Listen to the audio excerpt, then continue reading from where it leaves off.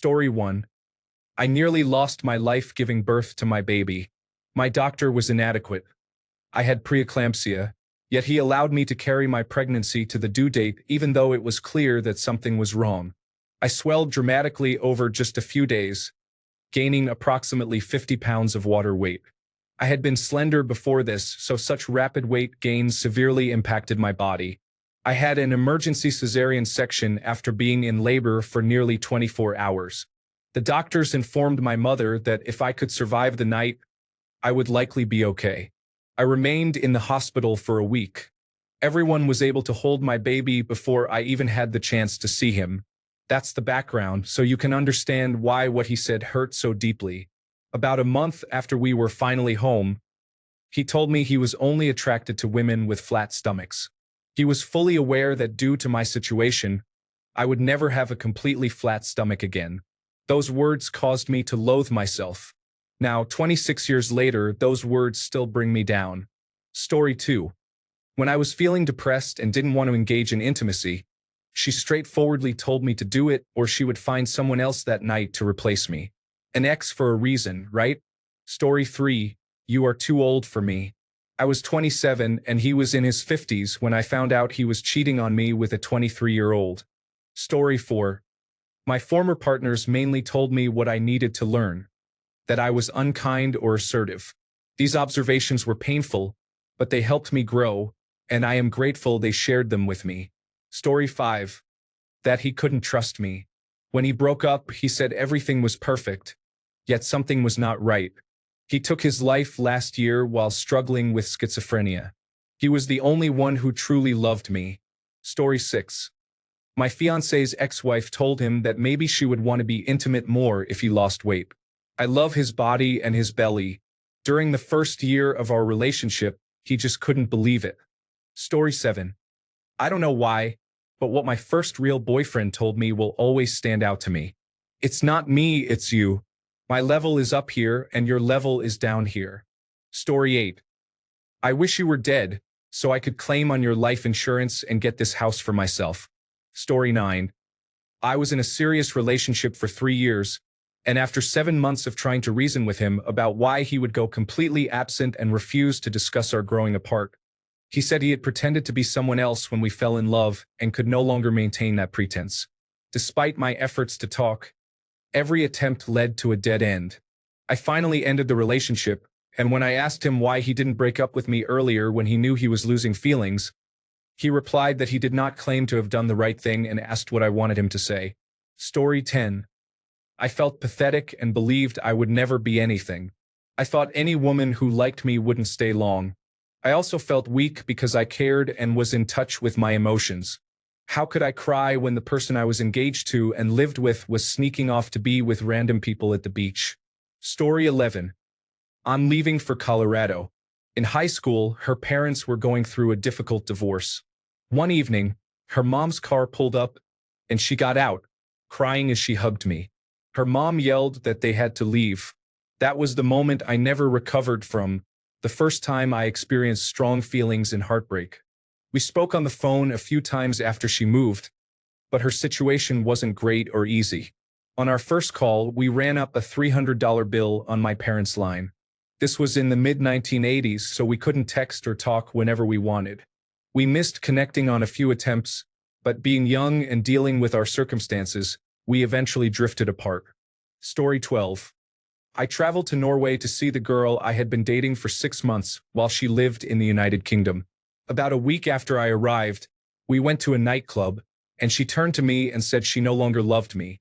I would have moved countries for her, but she didn't love me.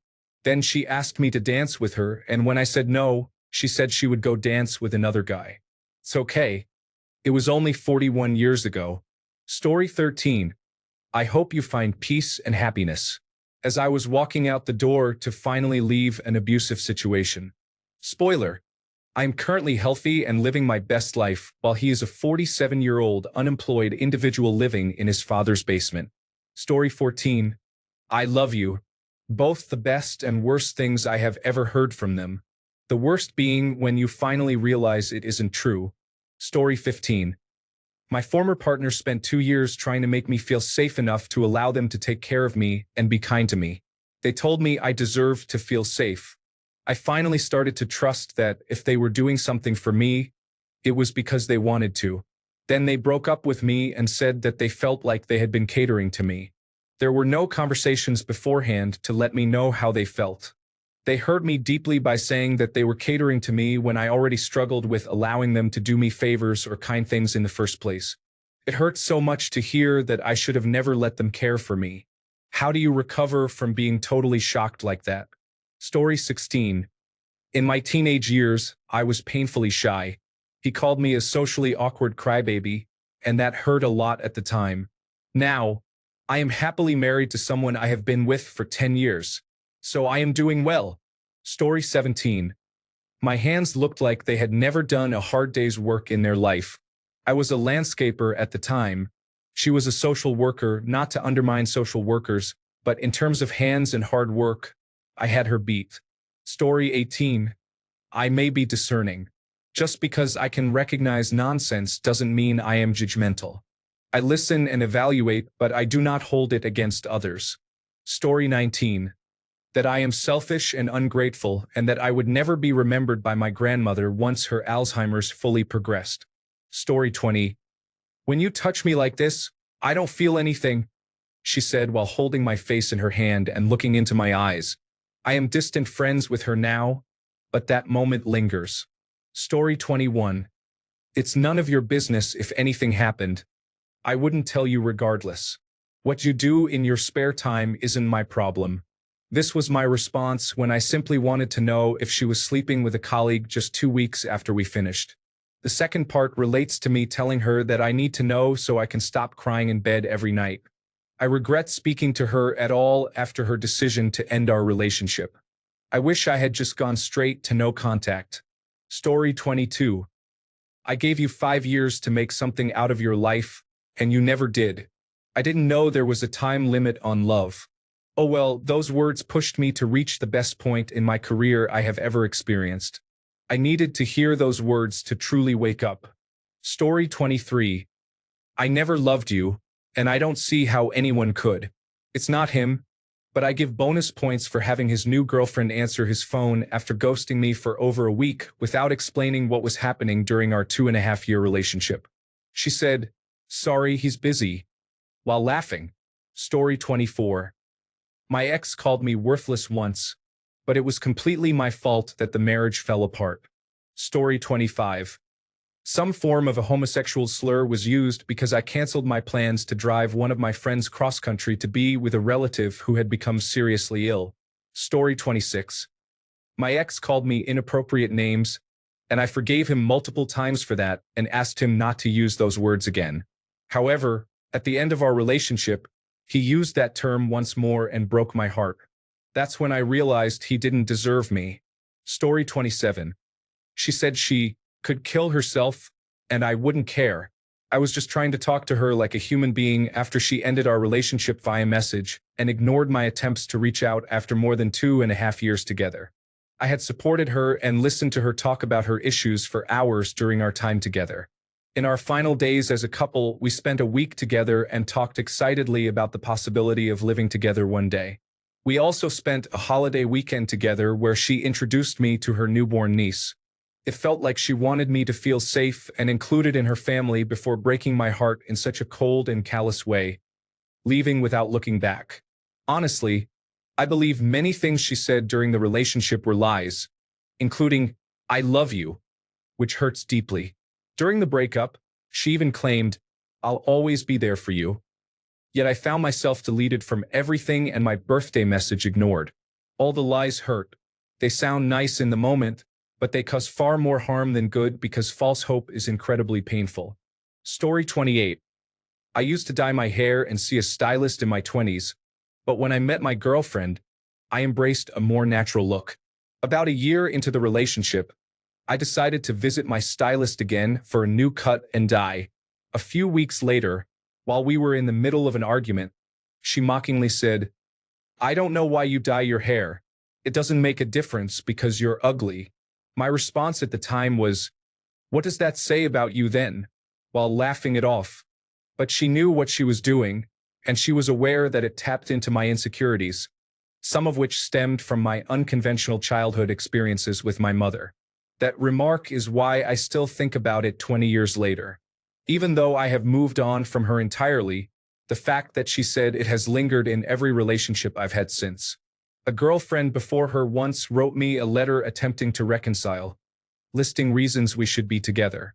The only bullet point I remember was, "I actually think you're attractive." So yes, I had a significant hang-up back then. Story 29. When we split, she brought up my deceased mother, saying, "If your mother could see you now," I replied, "Yes, she would agree with me about you." Story 30. You're a child killer. Our 14-month-old had died of leukemia, and 15 years later I still shudder. Story 31. That we weren't really engaged after we broke off our 3-year engagement, and he got engaged to someone else 6 months later. We ran into each other one night, and he was giving me an update on his life. It really broke my heart because even though our relationship had ended in my mind, we were absolutely engaged during those 3 years. I had loved him. To hear him say that was just so hurtful. Story 32. I did everything for him. I tolerated his mom's attitude, forgave him because he cheated, and accepted the fact that he didn't love me enough. I settled for less to be with him, and all I got was, "I didn't ask you to do that." What a pity. Story 33. We were together for 2.5 years by that point. He had been very skinny at the start of our relationship, and I had been overweight. I never insulted or said anything mean about his body. He went to the gym and bulked up a little. But then he said, "A guy like me can't be with a girl your size." When I couldn't find pants in my size, they went up to XXL, and I wear XXXL for better comfort. He said, "They don't make clothes for elephants in there." Story 34. In her breakup conversation, she said, "I have met 4 other people I would rather be with than you." To this day, I still do not know who those 4 people were. Story 35. My ex told me that I shouldn't be drinking with other guys unless he was with me, even though I was with all my friends, both male and female. I should listen to my stepfather, who was abusive and narcissistic. I cut my hair too short. I should wear different clothes. My friends are considered bad influences. Because I'm bisexual, I am viewed as untrustworthy. Therefore, I shouldn't hang out with my girlfriends in case I get tempted. He said I would be more attractive if I weren't perceived as difficult. I was seen as difficult for not following his rules. I ended the relationship after 6 months of his nonsense. I followed that by addressing one of his insecurities by dating a woman, ensuring he wouldn't try to come back. Story 36. An ex once told me I was heartless when I was breaking up with him. He was right, but it still hurt. Story 37. I needed to lose 10 pounds from my hips. This was in college when I gained the freshman 15, which crushed me at the time.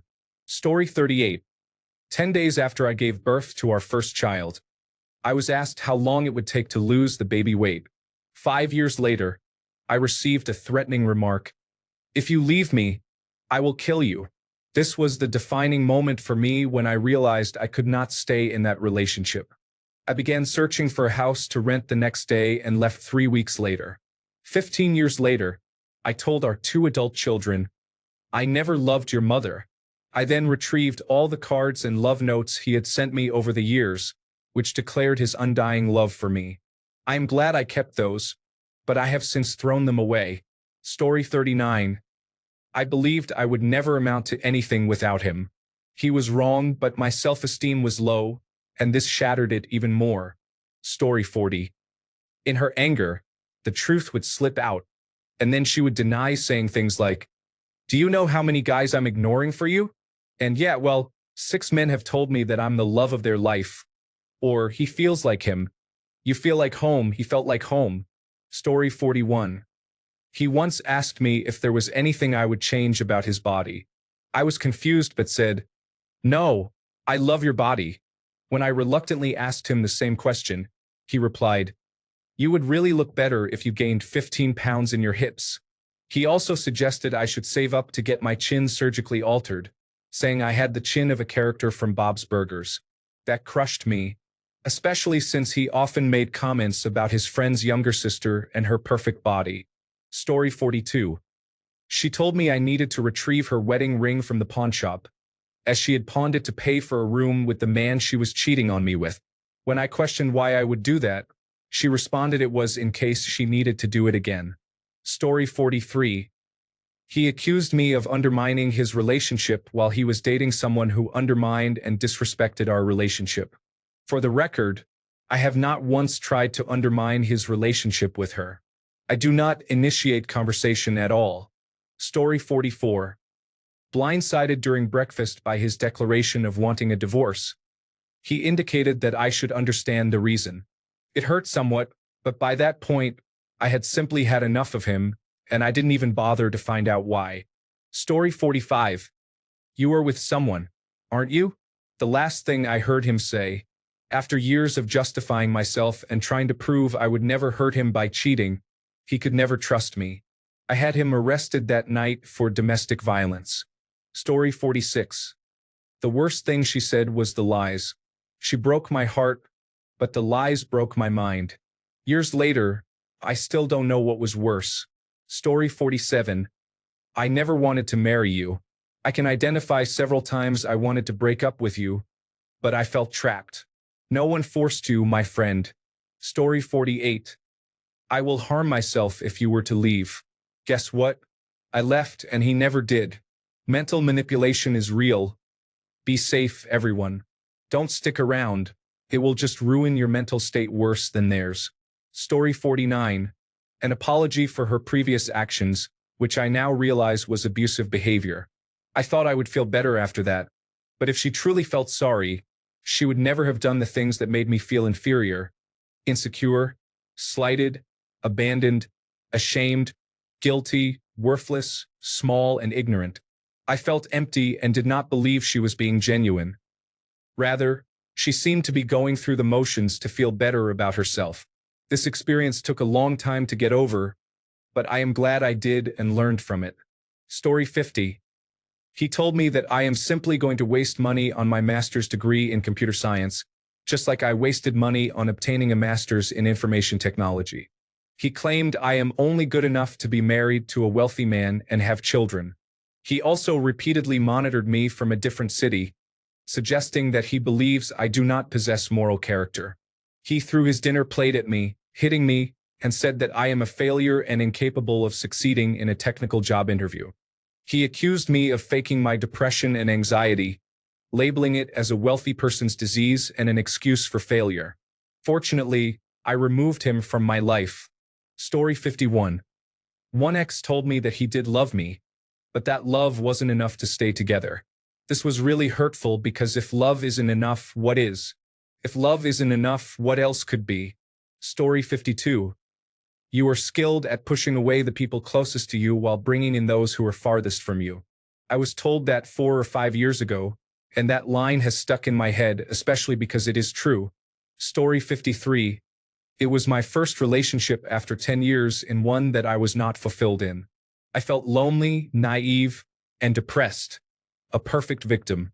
It was great at first. We had so much in common. He was kind, sensitive, hardworking, and funny. I thought for a moment that maybe I had truly found my person. Then I ignored the many red flags he had because I had become attached and made many excuses for him. After everything, defending him to my friends, helping with his home and health, and even caring for his cats, he told me outright that he loved me but was not physically attracted to my body. That crushed me. It hurt like nothing else. I had given everything to this person, loved him unconditionally, flaws and all, yet he was so shallow that he couldn't look past mine. That ruined me. I broke up with him and left, went to therapy, and addressed my own inner issues that led me into such a bad relationship in the first place. Sometime later, a friend of a friend told me that when my ex and I had just started dating, he said I was so special and great, but that he wasn't physically attracted to my body at all. So he never was, even from the beginning. He just used me, and that was an ugly realization. But I see now that he truly was insecure about himself. I was happy being chubby and had confidence. I guess he envied that. Story 54. I apologize. It's just difficult for me to control myself because you look very attractive. Dear reader, let me reassure you, I did not look attractive. I was 7 days post-operative after a tonsillectomy. I was heavily medicated and could barely stay awake long enough to help him as he needed. Story 55. The worst was probably that I felt unlovable. However, it was the small hurtful comments over 10 years that shattered me. Everything from intelligence to nationality and gender became prime targets. I am still recovering from it. Any comment made solely to hurt someone, rather than in a constructive manner, reveals the true nature of a person. Story 56. I couldn't even write an English 101 paper. I had written multiple papers for her when she was in college. I was burnt out from spending all week learning networking terms in Java. I had put off the paper until last. She even laughed when she read it. She left me the next day after 6 years. Story 57. I would never let you have my babies. We were married for 7 years and both said from the start we were not going to have kids. It felt like a deep jab nonetheless. Story 58. My relationship with my mom was described as unattractive, despite her being such a nice woman. This observation came shortly after my breakup, and about 5 years into healing my relationship with my mom, during which he had been present. He met her twice, which apparently gave him insight that outweighed my lived experience of over 30 years. It's disappointing.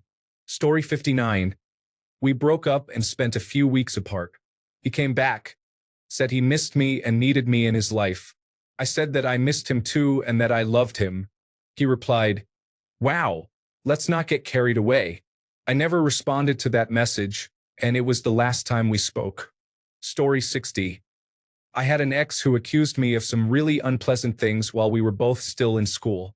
When I broke up with her, she said she hoped she had destroyed any chance of me ever trusting another person again. It still lingers in my mind when I am becoming close with someone. Story 61. My ex-husband once told me that he knows his place. I suppose I didn't understand it back then. I left him a long time ago. He eventually went bald, married someone less attractive, and had a child who also wasn't very appealing. Thanks a bunch for sticking around till the end of the video. Remember to subscribe, and until next time, stay awesome and goodbye.